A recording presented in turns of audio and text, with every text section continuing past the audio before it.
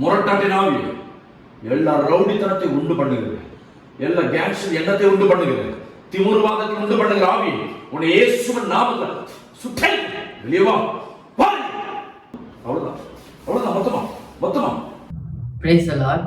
என் பேர் வந்து ஜேக்கப், 36 வயசு, மலேசியாவில். இன்னைக்கு என்னோட டெஸ்டிமனியை நான் ஷேர் பண்ணலான்னு இருக்கேன். நான் ஒரு கேஸ்ட்ரிக் பேஷண்ட்டு 2016 அப்போ பல வாட்டி ஸ்கோப் போட்டு எடுத்திருக்காங்க.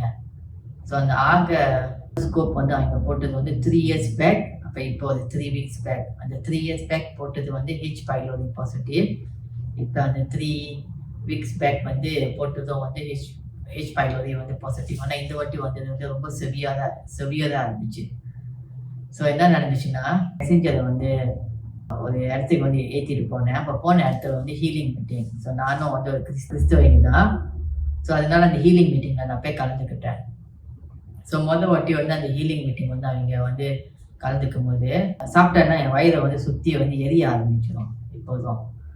ஸோ அந்த ஹீலிங் மீட்டிங்கில் பாஸ்டர் ஜெபிச்ச அந்த ஹீலிங் மீட்டிங்கில் என் வயிறெல்லாம் எரிஞ்சிக்கிட்டு இருந்துச்சு. பாஸ்டர் ப்ரே பண்ணாங்க. அந்த healing meeting pastor Charles contact பண்ணாங்க. அவங்க ஜெபிக்கும் போது அந்த எரிச்சல் வயிறை சுற்றி உடனே ஸ்டாப் ஆச்சு.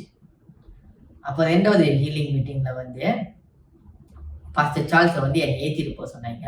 அந்த செகண்ட் இடத்துக்கு அவங்களோட ஹீலிங் மீட்டிங் காண்டாக்ட் பண்ணதுக்கு. அப்போ அங்கே அவங்க ஹீலிங் மீட்டிங் டெலிவரி செய்யும்போது அங்கே எனக்கு முழு சுகம். பட் ஏன்னா எப்போதும் நான் சாப்பிட்டேன்னா என்னால் சாப்பிட முடியாது. எனக்கு ஏப்பமாக வரும். நார்மலாக நாள் மாதிரி என்னால் சாப்பிட முடியாது. இப்போ எனக்கு ஏப்பமாக வரும். இப்போ வயிறெல்லாம் எரியும். ஆனால் அந்த செகண்ட் ஹீலிங் மீட்டிங்கில் அவங்க எனக்கு ஜெபிச்சு முடிஞ்ச கையோட அந்த வயிறை சுற்றி இருந்த அந்த வலி, அந்த ஏப்பம் எல்லாமே நின்று இன்னைக்கு இந்த சாட்சியை உங்ககிட்ட நான் ஷேர் பண்ணுறேன். ரொம்ப நன்றி.